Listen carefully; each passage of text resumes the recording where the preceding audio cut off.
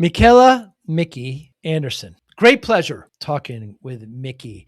The difference between a leader and a manager. What's the difference when you hear that? I know I've had situations in my business where managers thought they were leaders and some leaders thought they were managers. Can be a very tough discussion, but we talk about how her and her team helps teams and perform better as leaders with vision, with tools, with frameworks. She's created this entire platform, LoyaltyOps, that does just that. She's a swimmer, Division I swimmer. She grew up in Germany in the military. She's got incredible background, and where she is now, the term loyalty comes up more than once, and she draws a straight line to it from discipline as well. But very interesting discussion on leadership and loyalty and culture and process and how it's done. Her platform is about people, process, and performance, but just how teams work and how to untangle some things and bring them back together. But just a really great conversation. Went by very quickly with Mickey. I really, really enjoyed it. Thanks for watching and listening. Hi, I'm Joey Pinz, and here's my 45-second introduction. After starting my business in the 90s, I started developing poor habits of eating in my diet because of working way too much. Before you know it, I found myself 340 pounds. The doctor told me if I don't lose the weight, I'm not going to see my daughter graduate. Took the next 7 months, lost 130 pounds. People think there's some secret. Ask me, how'd you lose that weight? Like there's some secret. There is no secret. How'd I lose the weight? Just one word: discipline. I've had other successes in life, and I attribute them all to discipline. Now, I'm not the king of discipline, but I believe that it can help all of us. Friends, colleagues convinced me to start a podcast. The podcast mission: how do we better ourselves and society? I talk to interesting people in health, fitness, sport, wellness, business, technology, science, art, and culture. And I eventually ask them how discipline plays a role in their life. Podcast vision: growth through learning from others. You, Michaela Anderson, I appreciate your time today. What is a Tier 1 Special Operations Assaulter? Yes. So if you've ever played Call of Duty, it's been a while. The video game, they are the kind of top, highest tier special forces people who go in and kick down doors and take down bad guys overseas for the most part. Yeah. Wow. Describe your time equivalent there. Well, that was my husband. So it's the equivalent of kind of your SEAL Team 6 or Delta Force. Our Canadian version. The same. So yeah, so he just retired from that, and he's joined me in this pursuit of building this business, which is super exciting. So you have a Division I swimmer like yourself, yep. And you have somebody, another high performer. I mean, you two must have quite a high functioning household. We're also both goofballs, which kind of balances everything out. We're both highly extroverted, great sense of humor. So you have to have fun to get through the tough stuff and stay on it. But yeah, we get stuff done. We don't mess around. Yeah. What was your event in swimming? I was 100-meter breaststroke. 100-meter breast. Oh my goodness. That's hundredths of a second between first and last. Indeed. My big peak was we had our Canadian Olympic trials. I went 4 times to trials. I only finaled once, and I came 8th place. And the difference between 8th place and first place was tenths of a second. So unbelievable. It was a pretty intense event for sure. In this fast-paced MSP landscape, how do you stay ahead? Introducing MSPinfluencer.com, your ultimate hub for MSP news, insights, and community connection, powered by Forza Dash. More than 75,000 MSPs subscribe to our MSP Influencer Pulse weekly newsletter, staying informed and ahead of industry trends. Tune in to emerging podcasts from Joey Pinz and leading MSP voices, offering essential tips, powerful insights, and success stories. Explore our multi-authored blogs, crafted specifically for MSP leaders, delivering fresh perspectives and actionable strategies. Celebrate excellence with the industry-leading Forza Dash MSP Influencer Awards, recognizing innovation, leadership, and impact in the MSP community. Join thousands of MSP professionals who trust MSPinfluencer.com to grow their business and expand their networks. MSPinfluencer.com, where today's MSP leaders connect, collaborate, and conquer, all powered by the Forza Dash platform, helping MSP vendors work effectively with MSPs and helping MSPs grow. Wow. And it's just like stretching out and just touching the wall. And Oh yeah.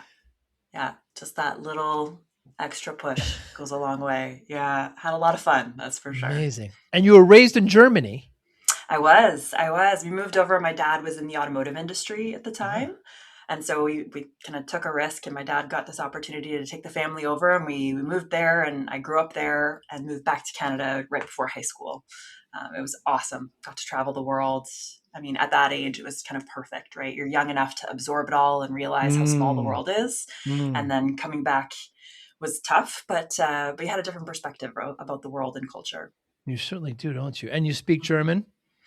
Very poorly. Very, very poorly. I haven't kept it up the way I should have.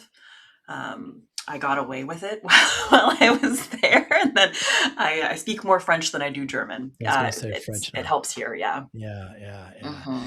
Ottawa, it can be a little tough in the winter. Oh my gosh, can you see out our window? Yeah, I have a good friend there now. Yeah, it was -20 this morning Celsius, so it's not for the faint of heart. And this is like a mild month.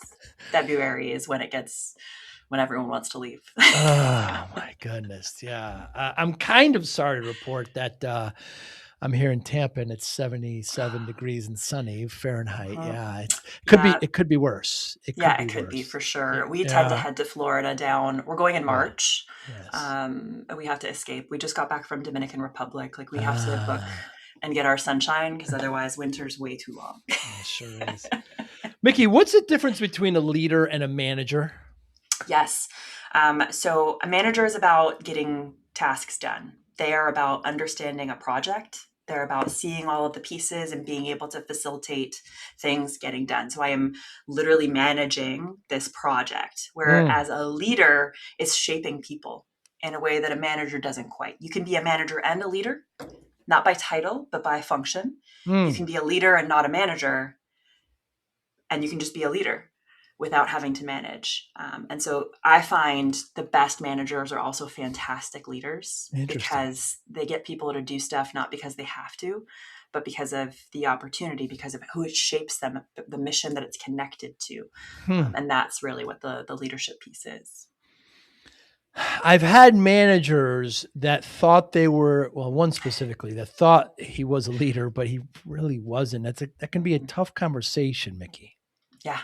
It can. I mean, leadership is about knowing thyself first, right? And it's self-leadership is what drives being able to lead others. And I think people get that mixed up where they think being a leader is getting people to do something by force, by position, whereas really it's by role modeling, properly communicating and being the person who inspires others to want to become better like that person. That's what it's all about. And it's not about being fake, right? Or pretending or not being wrong or making mistakes. Those are human. We're going to make mistakes regardless of who you are. It's about owning them and learning from them and role modeling how we deal with them. Wow. So does every successful team need to have at least one leader? I believe so. Without one, where are we going? It can, absolutely. Leaders can complement each other.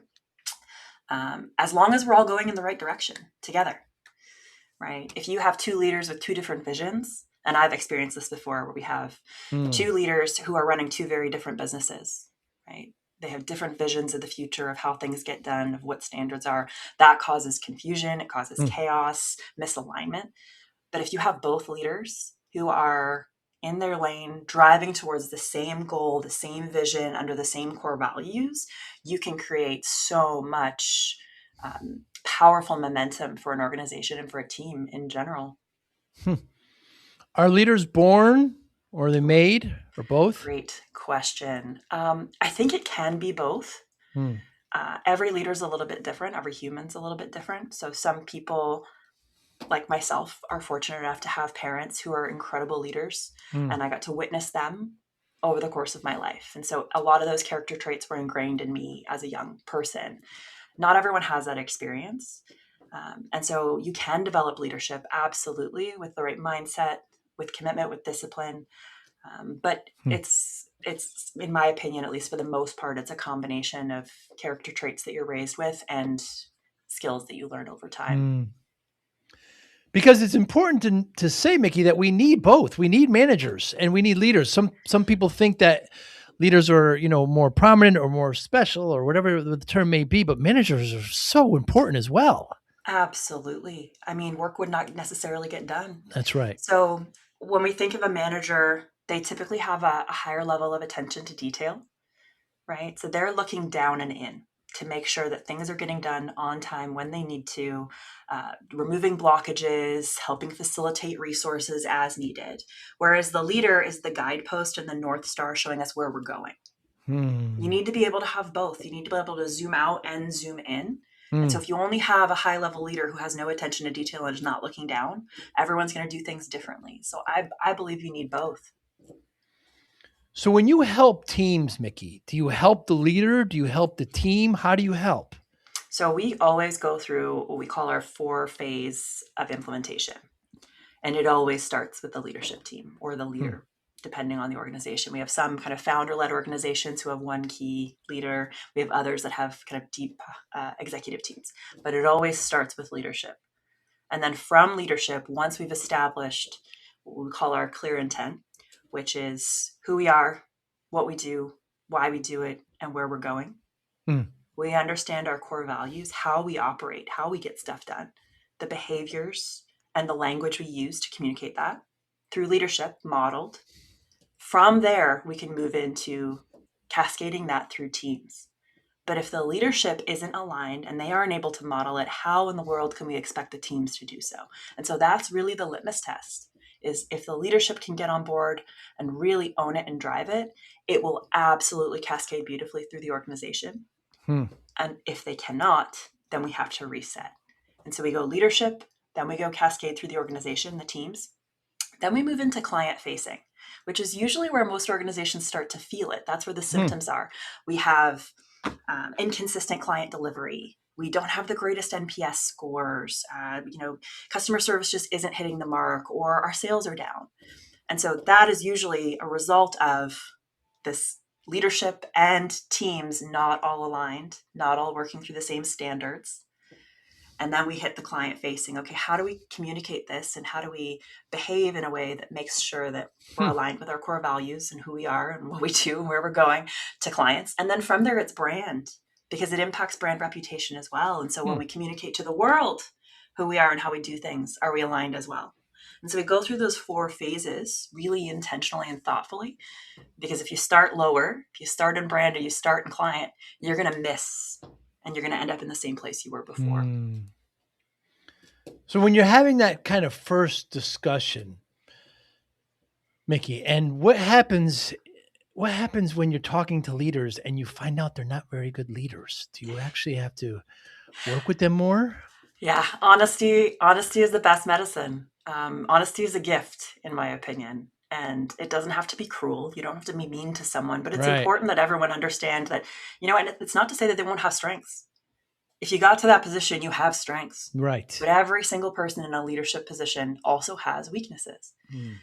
And so it's being able to identify that and own that. Self-accountability is what we really work for. We want each person to reflect and be able to identify those. And then we use a safe peer group of the other leaders to walk through and talk through what we see and witness. And it becomes this really kind of beautiful professional development experiment and leadership experiment for all of them. But you will have some who resist, who believe they're greater or better, don't need it. And that can take time. And usually one outside force like myself coming into an organization isn't going to be able to make that change for them. They have to be open to it. And the rest of the leadership team has to be willing to have that experience with them and sit by their side and help them through it. So I've ran my own small business for over 30 years, but I do have some enterprise type clients, and sometimes I'm going to say sucked in, but I sit in some of these larger meetings with some of these.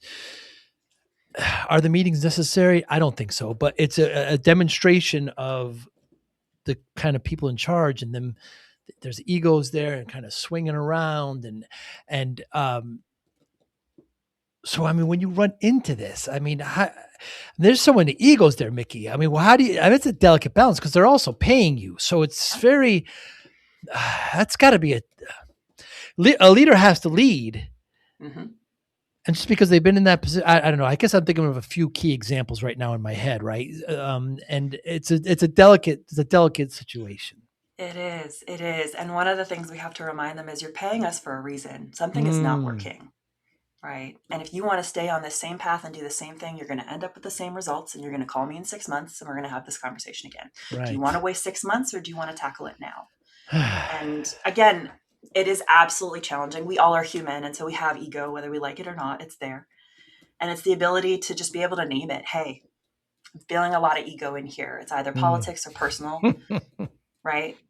We can all sense it. And sometimes it's calling out the elephant in the room. Yeah. Right. And a lot of times people are afraid to be the one to call it out. And so for me, it's actually easy because I'm not in the team per se. Right. I'm the unbiased person from the outside coming in to reflect them. And so some people likely want to say it. In my experience, at least on those teams, there are people who genuinely want to bring it up. They don't know how. They're worried for their jobs. They're worried about the personal relationships. And so when someone else can start the conversation and they can come in from a thoughtful and loving way to support this person's growth, it can help a ton. The other thing that we do, you mentioned meetings, because meetings can be the bane of a company's existence. They can be the biggest waste of resources and money ever. And they can also be a show, right? Which is, it can be fun, but it can also not be fun. So what we create with companies is what we call their meeting and communication standards. So the reason why a lot of meetings suck is because nobody prepares for them. We show up, even if there's a great agenda, right? We work with a lot of companies who run on operating systems, like you might be familiar with EOS or OKRs. Yes. And you show up to those meetings and you expect that agenda to do the work for you. It's not going to do the work for you. If nobody has context, if nobody had time to run through the items to discuss the decisions to be made and really make a thoughtful decision, preparing for that meeting is more important, in my opinion, than the actual meeting. And then what happens after the meeting. And so we create this kind of policy of sorts. It's their standards, the company's standards of how they prepare for, show up to, and engage in, and close out meetings. How do we communicate briefs in advance? How early do they need to go out? If there's no agenda, do we cancel the meeting? What do we do if we need to defer a decision? Are we going to wait a whole week till the next weekly meeting? Right? Who needs to be involved in that? And then who's sending out the communication afterwards? Are we letting AI or Fathom send this out? Or is this something that we're going to thoughtfully look at? Who owns the meeting? And those are things that every company is going to be a little bit different on, but understanding those standards and everyone living up to those standards is essential. It saves so much time and energy and resource, and it creates a ton of clarity and alignment on what's really important here. Are you familiar with the Amazon way they do meetings? Yes. I've worked with companies who don't like to brief before. They spend time at the beginning. In my opinion, most people need to sleep on something, at least in my experience. I use the 24-hour rule, which is if there's something big, emotional, good or bad that happens, you get 24 hours to process it, whether it's celebrate and like be on top of the world or wallow in self-despair, whatever you got to do. And then the next day it's time to come back. But if you don't have the time to process the information, it becomes really hard to make good decisions in the moment. And it's not possible for every organization, but for the most part, I do prefer giving people the briefing and the agenda in advance. And it's on them. If they show up and they're not prepared and they didn't read the brief, what do we got to do to make sure that you're able to do that moving forward? Because it's unacceptable. Because in the Amazon meetings, they spend the first 45 minutes all together reading it. It's printed on paper. They write notes, and then they move on from there. Very odd way. And I know people who used to work there that was part of this. And there's pros and cons, but that's a very interesting point because there might be something so, decision heavy that you may need a day to sit on that. It's a very good point. And creativity as well, right? So if we have a problem and we're looking at coming up with creative solutions of thinking outside the box, it's really hard to do that surrounded by your peers, reading in the moment, and then trying to come up with it quickly and effectively in a meeting when everyone's right? And so I personally think giving people the time to do this, to think through it, to do their jobs, and to come in with solutions, to me is a better use of time and resource than showing up, reading together, and expecting us to be able to go straight through it right away. It's not for everyone. There are companies where that can work really, really well. But for the most part, I would say 9 times out of 10, a pre-read is going to be more effective. Very interesting. So do they have a pre-read meeting? They all get together, read it, and then it's very interesting. Yeah, usually what we do is whoever owns the meeting, there's usually one core person who is considered the meeting owner. They're the ones Mm, driving it, facilitating it. It's their meeting. They're responsible for getting briefs or context from any of the key people who need to submit it, putting it together and sending it out 24 hours before the meeting. Everyone can take it. They have the day to roll through it, even if it's in the evening, unless they can sleep on it. And then they can show up to the meeting prepared to go. And so that's usually the way that we roll. wow. And let's talk about culture, Mickey. I Mm. mean, we're talking about leadership, we're talking about how to do meetings, but if you don't create the culture, it kind of creates itself, doesn't it? Oh, you have culture whether you create it or not. Yeah, right. It's there. Yeah. Absolutely, it is there. Um, the way that we like to look at culture, a lot of people will see culture and they'll think sentiment, they'll think engagement, are Mm, people mm, happy? Those are all great, but if the company's not growing and people aren't performing, you're not going to have a job to feel good about. hmm. And so when we're talking about an organization, I relate it a lot more to like a sports team as opposed to just a group of people trying to get along. We have an objective, we have a mission, and if we're not performing, do we really have good culture? Hmm.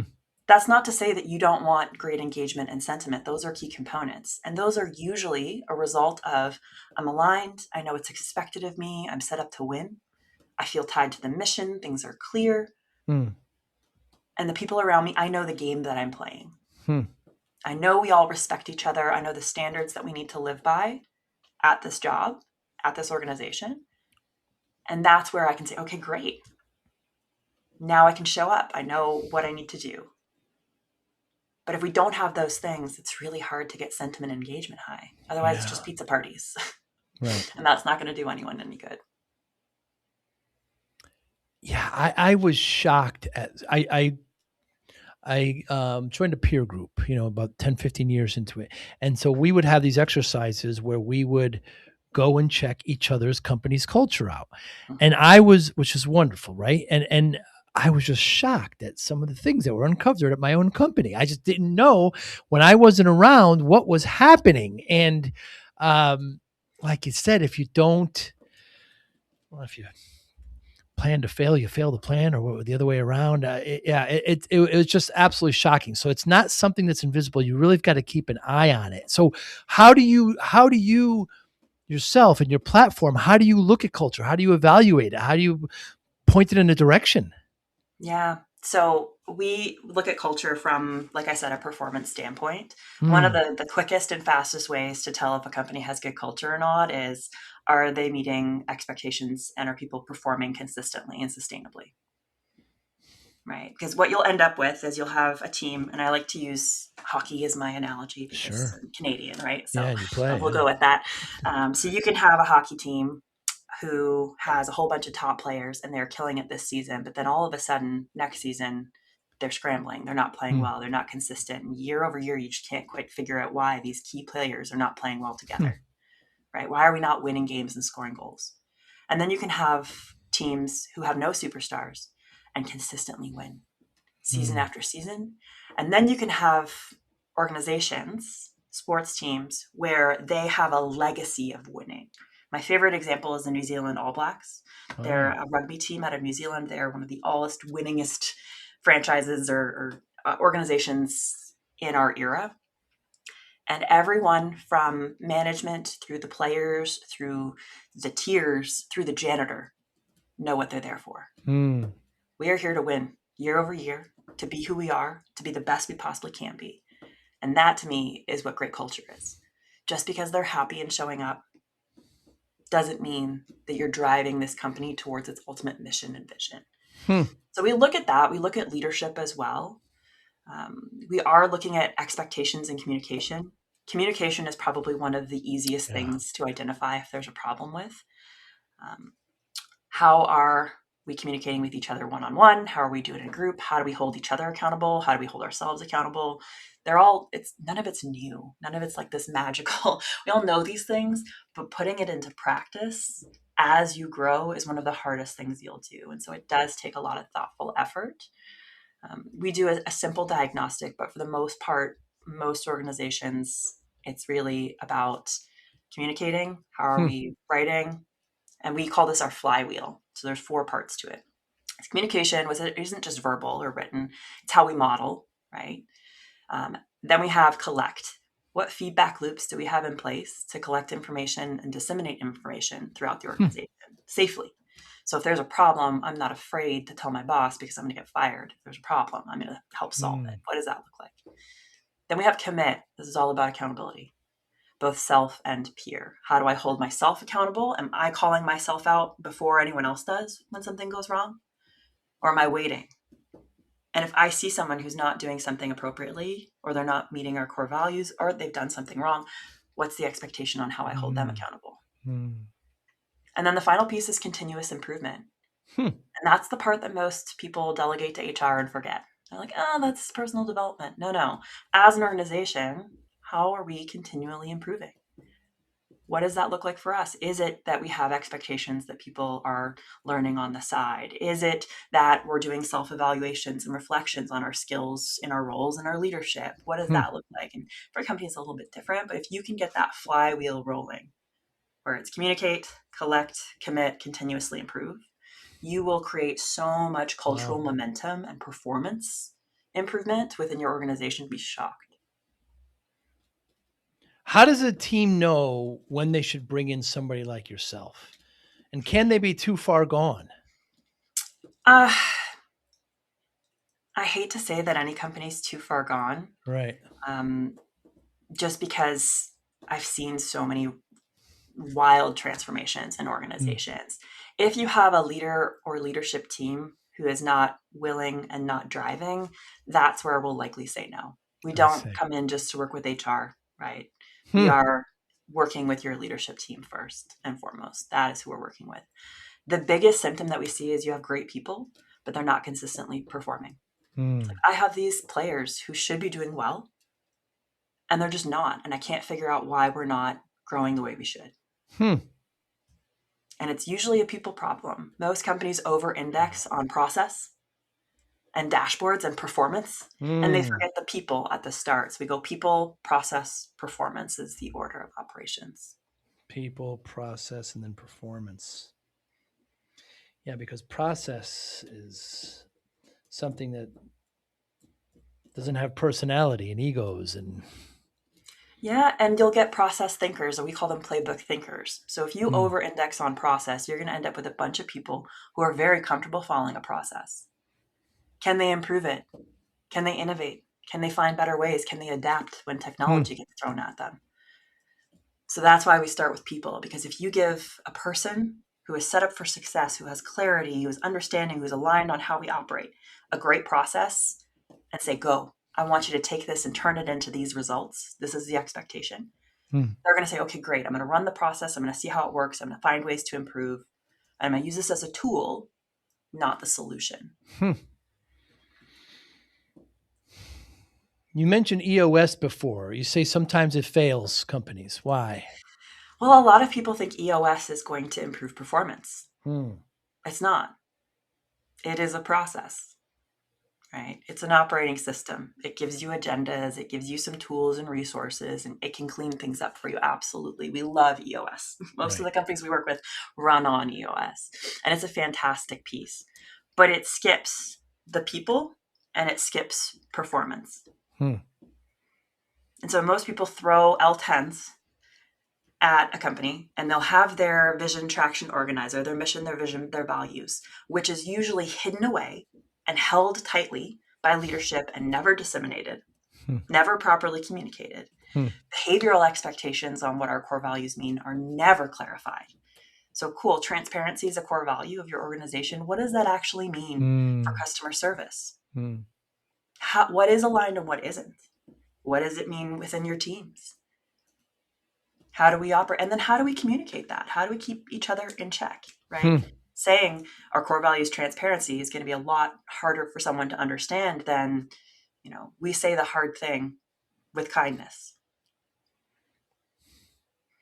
And so these are really important components that EOS misses. It's just not designed for that. And so we look at the people side, and then we look at, okay, great. Once we get people and they're set up with great process, how do we drive performance now and set them up to thrive?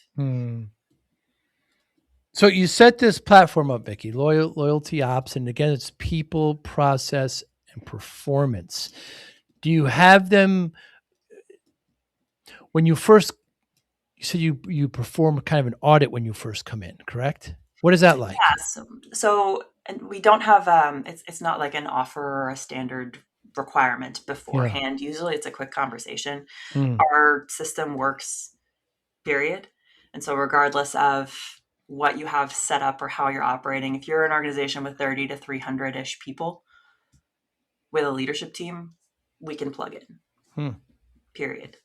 And so a diagnostic isn't really required because as we go through this process, it uncovers and solidifies the key pieces that matter most. So we'll have a conversation and then we work through 90-day sprints.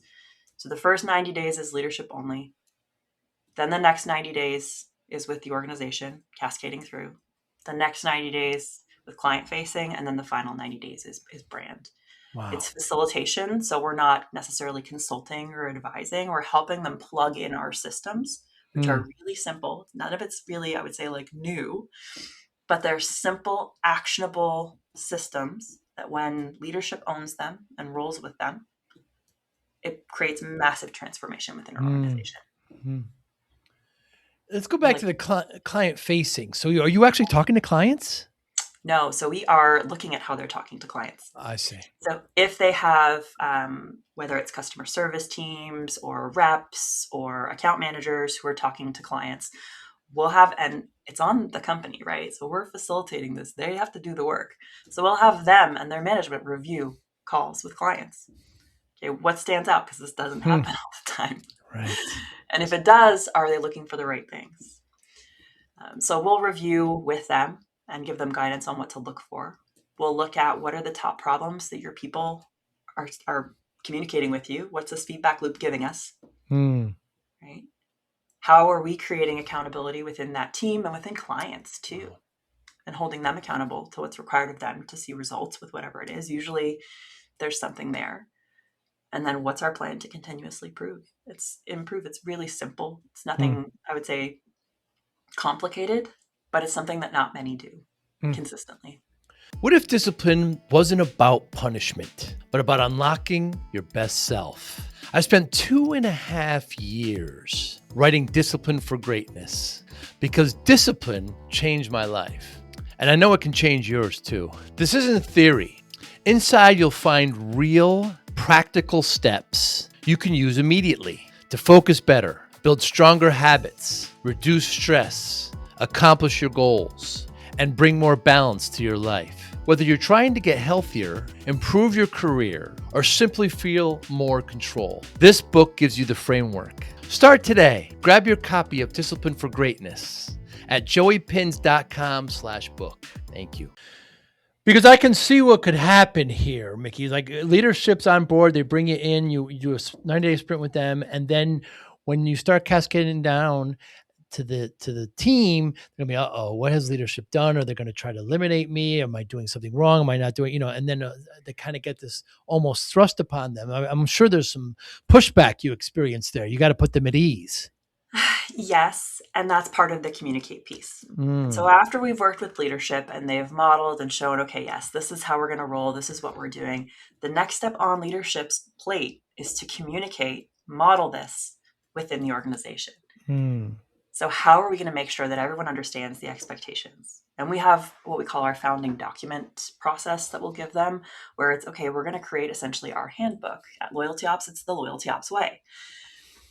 We have documentation and, okay, here's where we're going. Here's who we are, where we're going, what we're doing, why we do it. Here are our core values. Here are the language, what we call heuristics, the statements that we use to continue to communicate these core values. And then here are aligned behaviors and unaligned behaviors. Here's our new meeting standards. We are going to continue to do this as leadership in all the meetings we have. We expect you to do it as well. Here's how you're going to hold yourself accountable. Here's how you're going to hold others accountable. So it's all documented. Now, there are usually quite a few meetings. There's usually a pulse survey that will go out to collect some information and feedback throughout that process.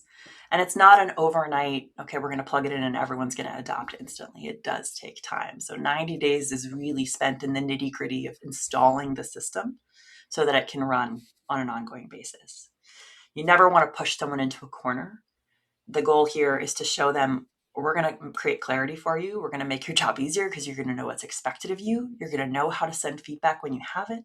You're going to know we have a decision matrix, what decisions you can make now that are within your role. This is one of the things that many people complain about is, I don't know what decisions I can make or can't make, so I send everything up to leadership and then it never gets decided in time. No, we're going to clarify what decisions you can make and at what point you should escalate. And so this rolls through the organization, and it takes quite a few meetings, quite a few practice rounds to get it rolling. Just like with EOS, it's not an overnight, here you go. And then from there, we can move into a more specified team with the client facing to make sure that it's getting translated directly to who you're engaging with outside of your company, and then into brand, into your messaging, and into how we're representing ourselves to others. And that can also be from a recruiting standpoint on HR side. How are we bringing in the right people who align with our values? How are we going to vet them and make sure that they understand who we are and how we operate and they're a good fit? It's got to be delicate for you, Mickey, because you're seeing these companies without their clothes on, right? I mean, and you're uncovering some things there that, they may not know about, they may kind of know about. And, you've got to, hey, this is not embarrassing. This is, hey, we're uncovering these things so we can solve them. It's not it's got to be a little delicate. There's a normalization, right? There's no perfect company. Right. Everybody has these problems. Right. Everybody experiences this or goes through it at one point or another. It's not something that people are taught innately either, right? You're expected to know this stuff and read some leadership books and figure it out on your own, but it's not ever codified into something that you can install into your business. And so it's really common. Most of the companies we work with know they have problems. They're not coming to us because they think things are rosy. They're like, tell us the truth, right? We know, we feel the surface. We're seeing the symptoms here and there. What's actually going on and how do we fix it? And that's what they're paying for. And so, yeah, it can be embarrassing, but I mean, that's kind of leadership, right? You put yourself out there, you have to be vulnerable and be willing to make mistakes in front of others and then own them and move on. So what, the big question we need to talk about is like, so what can AI, how would that possibly what can it never fix? So AI is an incredible tool, and we plug it into the process category, right? So AI is a tool. It is not going to replace judgment. Right. And it is not going to replace innovation and creativity as much as we want it to.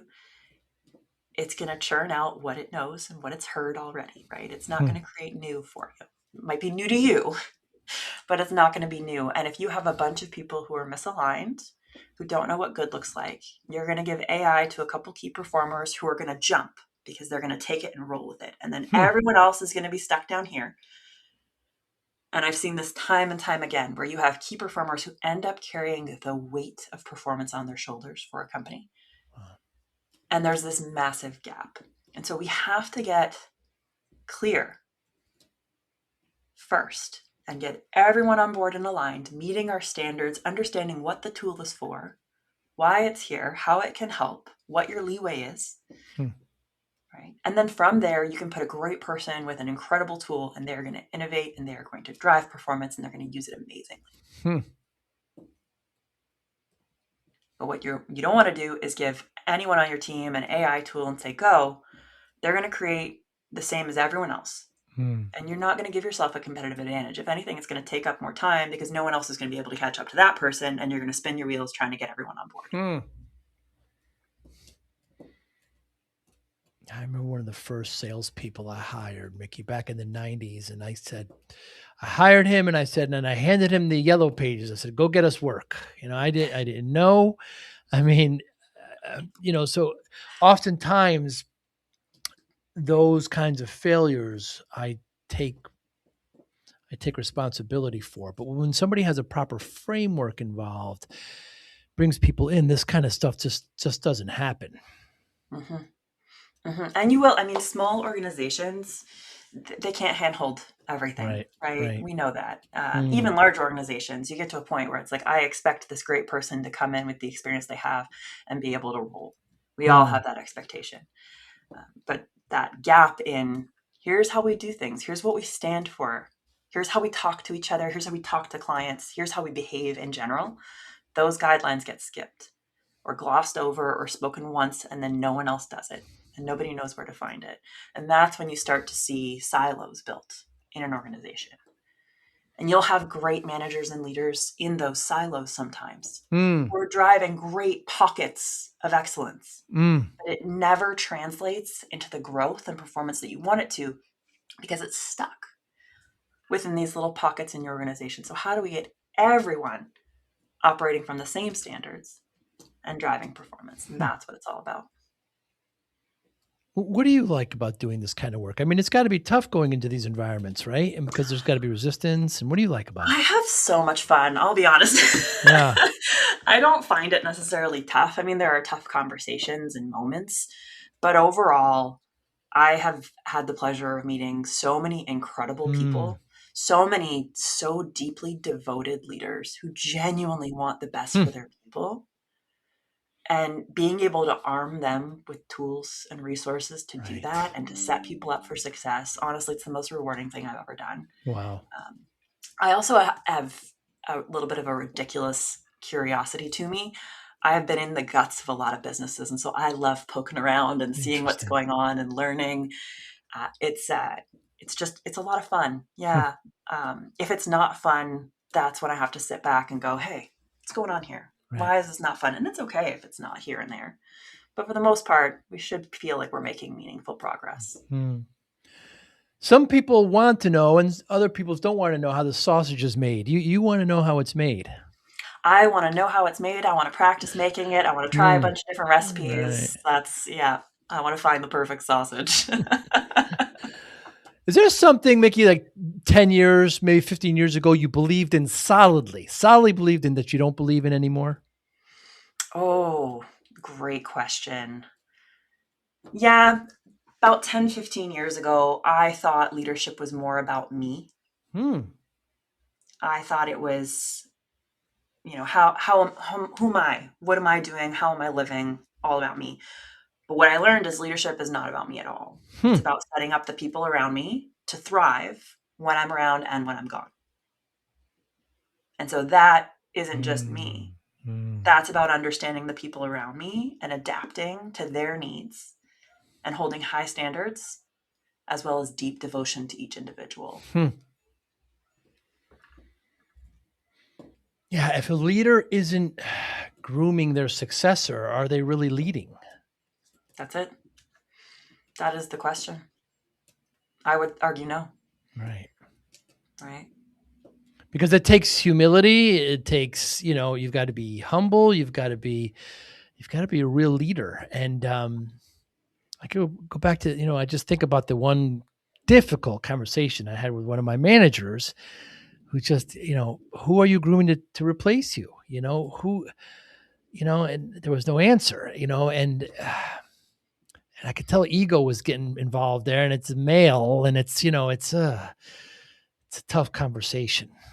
Yeah. And in my experience, that tends to happen when someone has insecurity. And it can come from a lot of different places. The most common is in their job. I don't feel secure in my job. I'm afraid to bring someone to take me because I'm not sure where I go and how I'll fit anymore. And so that happens a lot. I see that a ton with companies who use BPOs or offshore team members. They have no job security for the most part, right? And so how are we expecting them to thrive if they're not in a psychologically safe environment? It can also be insecurity in themselves. They're afraid that they're going to be found out, that they're not good enough. And so being able to address, okay, where is this insecurity coming from? And then how do we set you up to feel secure enough that you can grow and you can bring others up with you? And not everyone's cut out for that. Sometimes it's just a wrong fit. And that's a tough conversation. That's a tough situation for anyone. But it does happen. When you find that right fit and they're secure, right? Psychological safety is huge. When they feel secure, they're willing to create, to innovate, to bring people up, to see others succeed because they're not worried about where they fit or how they'll move forward. Is it different working? I don't know. Were the American companies versus Canadian companies versus German? Is there a culture difference? So our clients are mostly American. We work with a lot of US companies. We do work with some Canadian and then some overseas as well. Culture is always going to have an impact. So Right. Canadians in general, we have a little bit of different cultural nuances compared to Americans. And so that will change the way communication takes place, the way feedback takes place. And those cultural nuances are important. And so that's one of the reasons why we don't necessarily consult or advise people on how to do this for Hmm. themselves. We give them the tools and frameworks, and they use the context and information they have to make it work for them. Because the way that I might give direct feedback to a direct report here in Canada might be slightly different than the way you would in the US or in Germany or in the Interesting. UK. So those are important, and that's why we want companies to own their way. Hmm. So yeah, it can be a little bit different. The Canadian economy is a little bit different. We're smaller, obviously, as well. So it can take a little bit to get a company to a place where they're ready to invest in this type of change. Hmm. Whereas in the US, it's a different world. It's a bit of the Wild West out there. Right. Right. Right. Mhm. Yeah. Yeah. And that's just the way the economy and culture just kind of, it kind of pushes it. It's very, very interesting the differences there. Is there a question, Mickey, you wished more people would ask you? I think the main question that I wish more people would ask me is,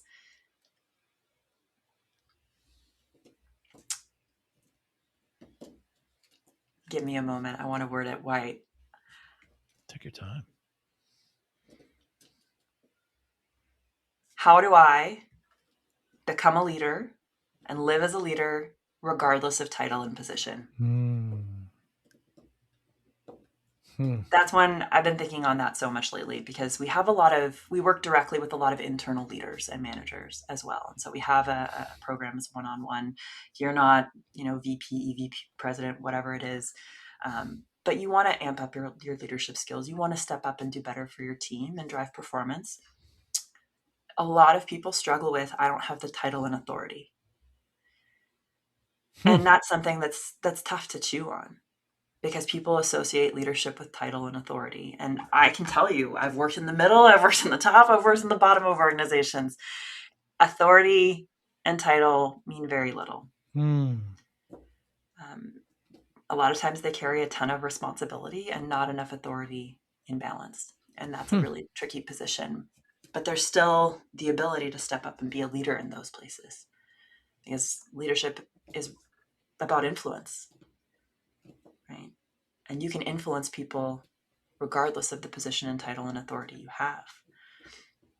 We have tons of incredible leaders who are incredibly influential on teams who are not managers and do not have title. We all know that Hmm. person in the Hmm. company who can get Yes. everyone behind an idea, right? That's leadership, whether you like it or not. And it can be wielded for good or it can be wielded for bad, and somewhere in between. But if you Hmm. can identify those people, or they can self-identify and recognize the power and influence they have, they can really step up and create some meaningful impact in an Hmm. organization, a team, and individuals. Yeah, what a fascinating question to ask yourself. Yeah, because I think of myself, and I'll pull the curtains back a little bit here. So when I was 11 or 12, my parents got divorced. So my mother asked me, "Are you going to live with your father? Are you going to live with your sister?" My sister's younger, so I went to live with them, firstborn, and so I was put in a position at a very young age to help with the rent, to help with certain things. So as there's like leadership, and it just so happens we moved into a new area, and everybody, my friends were just a little bit younger than me. So it's just, I don't know, just natural things pushed me into this kind of leadership role. And I just continue to foster with that. So there are certain things that just push you there. It depends what you want to do with it. But it's interesting if somebody thinks they're a leader and they don't feel they have the power within an entity to actually execute that. They feel handcuffed.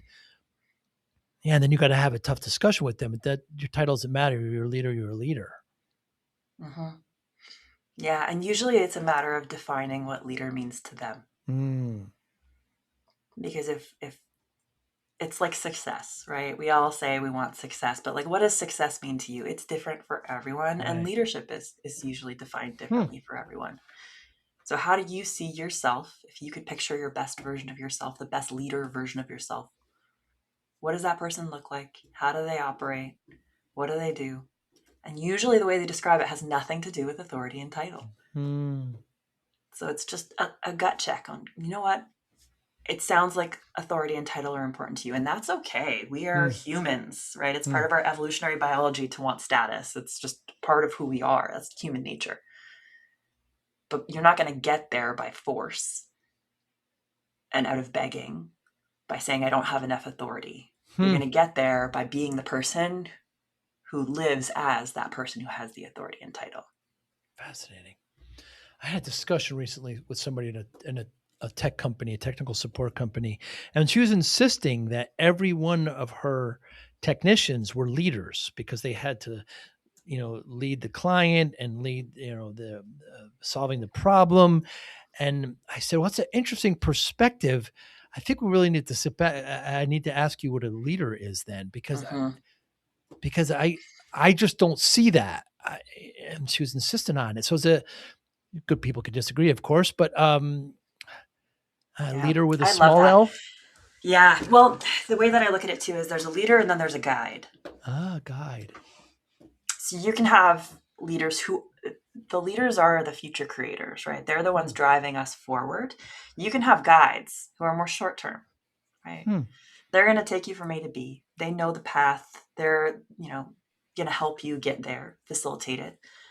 They can empathize with who you are. They have some level of authority to get you where you're going, but we wouldn't necessarily consider them a leader because they're not influencing a large group from the top to move forward.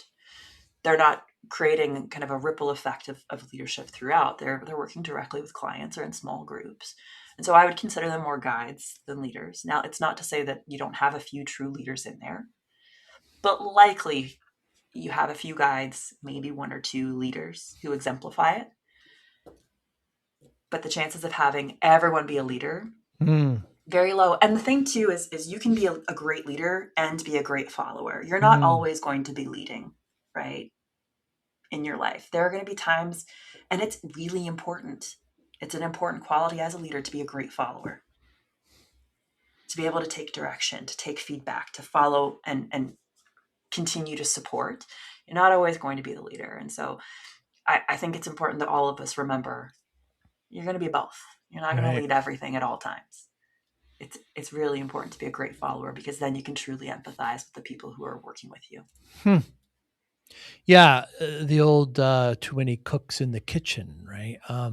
And I know a group of leaders in my industry, but one's just a little bit more predominant and happens as CEO. And when they're all together, I just notice those other leaders just kind of stepping back a bit.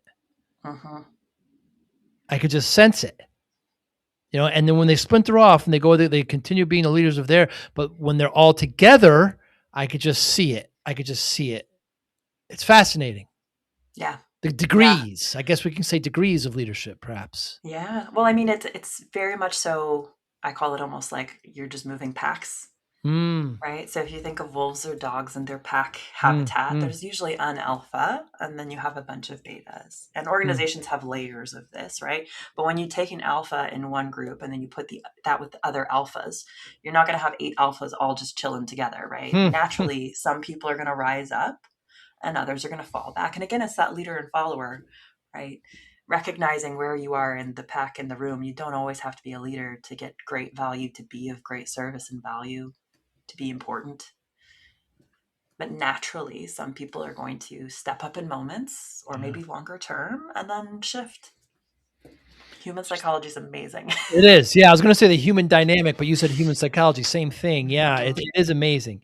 It is amazing what we kind of resolve to. So, Mickey, I started my business, just tech support company and software company in the 90s, working way too hard and not paying attention to myself and 14, 16-hour days and poor diet, etc. So I'm in front of the doctor and she tells me I'm at 340 pounds. So I had gained all this terrible amount of weight. And she says to me, I knew I was getting heavy, but I didn't think I was that heavy. But she says to me, if you don't lose this weight, you're not going to see your daughter graduate. Now, my daughter was just born.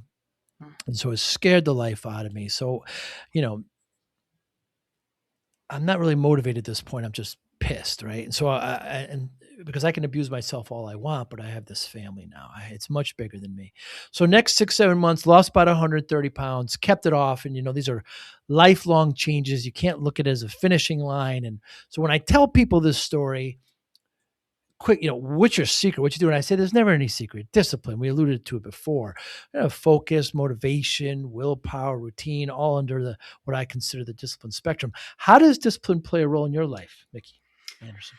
I mean, it's everything. It's important to remember the compounding effect of the little things. And I think anyone who's been in a relationship can tell you it's usually not the big moments that stay in our heart, right? It's the little things.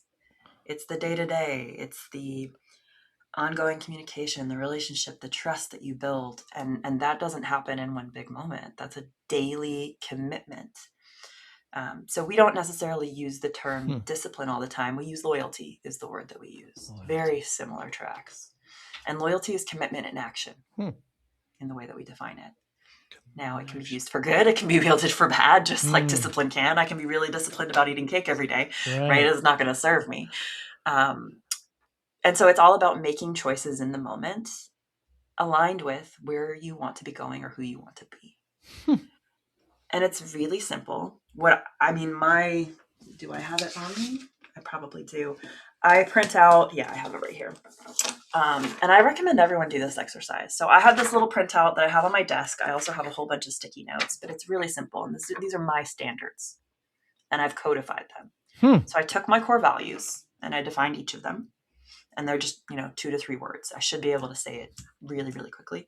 But then for each of them, I have what we call the heuristics, those little catchphrases or sayings to remind me and check me throughout the day. Am I living aligned with my standards? It's all about standards. And so, for example, one of my core values is zeal. So it's disciplined enthusiasm, right? I'm a naturally energetic and happy and optimistic person.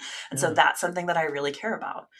And the way that I remind myself of this is energy is influence, calm is command, guard your energy, regulate, then reason, be the constant, not the variable, and be stoked to be of service. And I can just look at this sheet. I don't have to read all of them, but throughout the day, I can just think of those little sayings and they'll just come in my mind naturally. And it helps check me on whatever activity I'm doing. Did I regulate and then reason to make this decision, or am I making a decision out of emotion? Did I become variable? Am I up and down, right?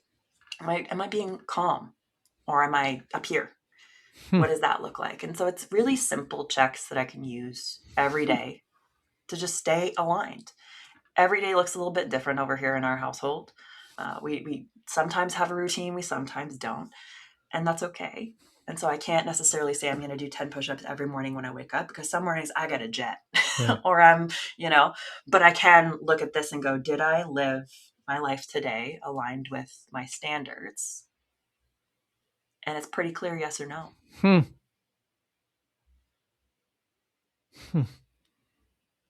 Is there something you changed your mind on in the last month or so? You know what? Yeah, there is. So I have also worked like crazy hours and been grinding. I've gone through those phases where it's like 12 to 16-hour days and you just go and do your best. And one of the things that I was really passionate about was, being available for my team, for my clients, for our people, for my family, just being available and making that the standard. And after a while, being available becomes quite the burden. I started to feel resistance about being available, because all of a sudden, all that availability would be sucked up. The more I wanted to be available, the less availability I had, both emotionally, cognitively, and on my calendar. And all of a sudden I was like, why do I have 15 meetings nonstop? I have no breaks, and I can't really be available to anyone, even though all I'm trying to do is be available. So that was one of those moments where I had to go, wait a second, what does be available really mean to me? Is it be available, or is it be present when it's most important?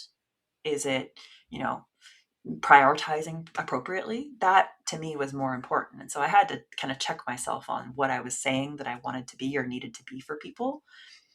and kind of realign myself to what I really wanted. What was the change? Why did you change it? What happened? Yeah, I looked at my calendar and we were about to go away on a trip. This was a couple months ago.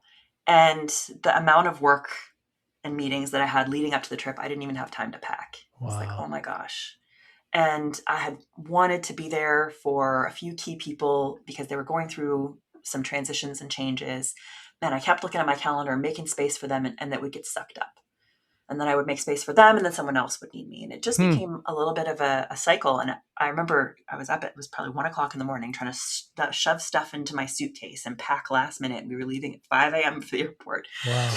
And I had one of those moments where I was like, okay, I hear you. I need to make a shift. I need to realign what I really want, and not about what everyone else needs, but like what's going to serve everyone best, including myself. And that was on the plane ride there. I was like, all right, I'm going to work on my calendar. Yeah, sometimes we need those kind of epiphany moments, right? Where what am I doing here? To kind of take a step back. Yeah. What motivates you, Mickey? Oh, I'm a relationship person. I'm a big bundle of emotions. So being able to meet in person and connect with people and share stories and learn and have those beautiful moments, whether they're good or bad, right? But sharing moments with others is everything to me. And I think it's one of the reasons why I love my work so much, is because I get to go and be there for really important moments for others, as a witness, as a support. That's everything to me. You're describing impact.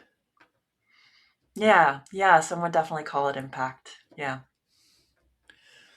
So as impact as your motivator or your motivation, how do you measure success? Yeah, I think success is one of those fickle things in life. We can create goals and set milestones and, define success as we want, but ultimately, much like we say, it's not about the destination, it's the journey. I think that's really kind of the crux of success. It's, for me, it's just, did I live today the best I possibly could with what I knew and how I had?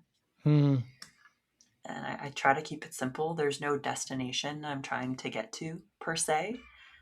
There are milestones and goals that I have, but to me, success is the everyday. Want to show your love for discipline, inspiration, and the Joey Pinz podcast? Now's your chance. Introducing the brand new Joey Pinz merch store, where style meets discipline. Choose from premium apparel, cozy hoodies, stylish hats, durable bags, and your new favorite coffee mug, all featuring the iconic Joey Pinz logo. Perfect for podcast fans, discipline enthusiasts, or as unique gifts for friends and family. Every purchase supports the Joey Pinz Discipline Conversations podcast, helping us continue to inspire greatness and promote positive change. Visit joeypinz.com/store today and wear your discipline proudly. Joey Pinz merch. Wear it, share it, and live it. I do also want to I've never heard somebody equate loyalty to discipline. It's fascinating to me. And I could see how loyalty is one of your foundation. I mean, the name of your company is LoyaltyOps. I mean, it's fascinating how loyalty plays a role in your life. Can you trace that back? Yeah. There are a lot of people who are like me, where they have, one or two core friends or people in their life who are just there. And you don't talk all the time. I think of my best friend. We talk maybe 2 or 3 times a year. Right. We see each other, here and there a handful of times over the course of the years. But I know at any moment, if anything were to happen and I were to call and say, I need you, she would be here. Wow. Right. And I would do the exact same for her. Right. And to me, that's really what it's all about. I know my parents are the same way. My brother's the same way. You just have those people in your life who they're there for you. And I've always loved that. I've always been curious about how some people have it and some people don't, what spurs it. I know that loyalty is often used in a negative way too, right? Where it's pressuring people to do something that's not mutually beneficial. And so when I say loyalty, it's commitment and action that's mutually beneficial. Right. So it's not just I'm doing this, you're going to be loyal to me because it's good for me. It's we're going to have loyalty between us. We're both benefiting from it. And we're committing to something we both truly believe in. And we're going to continue to do that in action every day. It's wonderful to see, Mickey, how you have these beliefs, you have these passions, you have these motivators, and you're able to do it and help teams with it. It's fun to see. It must be real rewarding, because you love to do it, and then when you see teams grow and you see teams prosper, and you know you were a part of it, that must be incredibly rewarding. Yeah, it's a lot of fun. I've worked in a lot of businesses. I've owned businesses before, and this is the first time where it truly doesn't feel like work, where it really is a passion project that just happens to be a business. And so it's way more fun than it probably should be. But yeah, it's been a blast. I thank you so much for your time. Anybody watching or listening, how can they get in touch with you? Yeah, you can head over to LoyaltyOps.com. We have a bunch of free resources there too. So some of the exercises we talked about today, like your core values and turning those into behaviors, setting your intent for your company, are all there. You can grab those for free from the website, and you can message me directly from there. LoyaltyOps.com. We'll make sure to put it in the show notes. Next time up there in Ottawa in the summer, maybe we'll get a cup of tea. Yes, absolutely. Absolutely. I would love that. Thank you so much. Thank you so much. Au revoir. Au revoir. Thank you for listening and or viewing Joey Pinz Discipline Conversations. Please share this episode with one or two of your friends who you think may benefit from the episode. Our website, www.joeypinz.com. There you'll find lots of resources, and you could join our mailing list. Please follow us on all our social media, Instagram, Twitter, and Facebook. Podcast information, the video version of our podcast is on YouTube. Please subscribe. Audio is on all major podcasting platforms. Please follow them. And if you like it, please consider giving 5-star rating. Would really appreciate that. Thank you again for listening or watching Joey Pinz Discipline Conversations.